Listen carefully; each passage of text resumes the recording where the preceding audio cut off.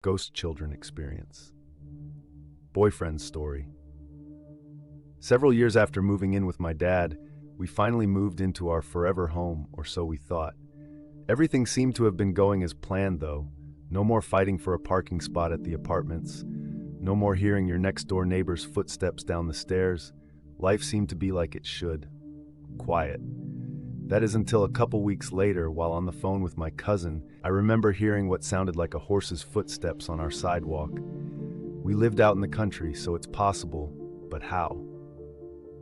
I looked outside and saw nothing, just the light from the front of the house and our sidewalk fading into the night the further down I looked. The next day, while doing yard work, I found a horseshoe under overgrown weeds. I always thought that was odd. After returning from my mom's house the following weekend, I was on the phone with my cousin once again planning a movie night. It was some time past midnight when I heard my little sisters crying in their room next to mine. I didn't say anything.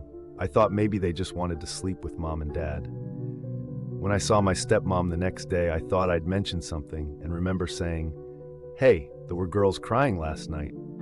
Her response was more of a shock. She replied with, "Your sisters don't sleep in that room. They say the little girls don't let them sleep at night." I didn't know what to say. I just remembered hearing little girls crying all over again. The final straw. My dad, who is very religious and doesn't believe in ghosts, was the one who had to experience this stuff for himself in order for him to believe us. My dad always taught us to say a prayer before bedtime. He said it was a way for the bad spirits to stay away while we slept. One night, while my dad was saying the Our Father prayer, he mentioned he remembers saying the prayer, but upon closing it with Amen, he doesn't remember anything. My stepmom, and this is from her words, said she woke up to my dad making weird mumble noises with his head down on the side of the bed and not waking up.